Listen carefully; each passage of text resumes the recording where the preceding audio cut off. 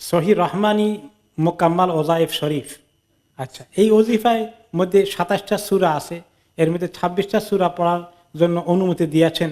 বাকি 11টি সূরা পাঠ করিলে শিরকের নিকটবর্তী হয়ে পরে বলিয়াছেন। আমি প্রায় 10 বছরের মতো এই সূরাগুলো পাঠ করিয়াছি আমার মসজিদের ইমাম।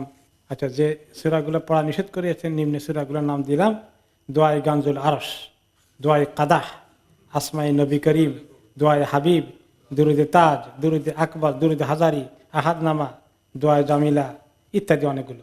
এগুলা সূরা হলো কেমনে? এই সূরাগুলা আর যেগুলো সূরা আছে এই সূরাগুলোর জন্য ওজিফা দরকার আছে। কোরআন শরীফ পড়লে হয় না? আসলে কোরআন শরীফের নামে কিছু কোরআন শরীফ দিয়ে ওজিফার মধ্যে কিছু দোয়া আছে ভালো, কিন্তু কিছু দোয়ার মধ্যে এমন জিনিস আছে শিরক ঢুকে গেছে। দরুদে তাজের মধ্যে আছে নবী করিম সাল্লাল্লাহু আলাইহি সাল্লামকে দাফিয়াল বালায়া, হে নবী আপনি বলা মুসিবত দূরকারী। বলা মুসিবত কি আল্লাহ নবী দূর করবেন না আল্লাহ দূর করবেন? দেখেন ওজিফার মধ্যে শিরক ঢুকে আছে, দেখতে পেয়েছেন?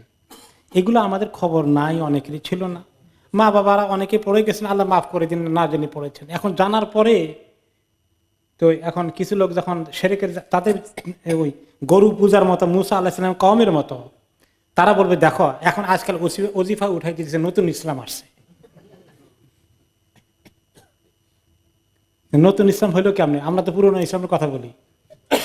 রাসূলুল্লাহ সাল্লাল্লাহু আলাইহি ওয়াসাল্লাম ঠিকই বলে গেছেন অ্যাডভান্স, বাদা আল ইসলামু গারিবান ওয়া সায়াউদু গারিবান কামা বাদা ফাতুবা লিল গুরাবা।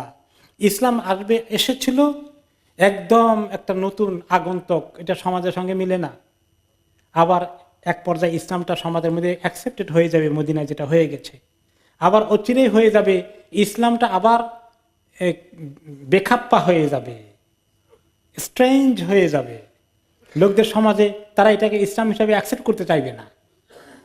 তা আসলে তো কিতাবুল্লাহ সুন্নতে রাসূলি অনুসরণ করতে হলে সহি আমল, কোরআন শরীফ, সহি দোয়া, হাদিস শরীফ থেকে নেওয়া, এগুলো আমল করলে শিরক থেকে মুক্ত থাকবেন। যেই ওজিফার দিকে যাবেন, কোন ওজিফার শিরক ছাড়া আছে আমি এখন মুখস্থ বলতে পারছি না, কিন্তু অনেক ওজিফার শিরক আছে, এটা আমার জানা আছে। কাজে এটা থেকে দূরে থাকার জন্য আমরা সহি যে ওজিফা দোয়ার কিতাব দিয়েছি যার মধ্যে কোনো শিরক নাই, শুধুমাত্র মানুষের মন গড়া কোনো দোয়ার দরকার আছে, মন গড়া কোনো দরুদের দরকার আছে, যেগুলা রাসূলুল্লাহ সাল্লাল্লাহু আলাইহি ওয়াসাল্লাম আমাদেরকে শিখিয়ে গেছেন, ওগুলা কি যথেষ্ট না? যাদের এগুলো যথেষ্ট নয় তাদের জন্য শিরকের দরকার। আর ইমাম আবু হানিফা, ইমাম মালিক, ইমাম বুখারী, ওনাদের জন্য এগুলোই যথেষ্ট ছিল যেগুলো রাসূলুল্লাহ সাল্লাল্লাহু আলাইহি ওয়াসাল্লাম করেছেন। সেগুলো করতে হলে হিসনুল মুসলিম সহিহ দোয়ার কিতাব আছে, বুক শপে গেলে এখন পেয়ে যাবেন, এই বুক শেলফে গেলেও পেয়ে যাবেন, আপনারা সেগুলো কিনবেন। এই ওজিফার পড়ার এই শিরকের আশঙ্কা থেকে বেঁচে যাবেন ইনশাআল্লাহ।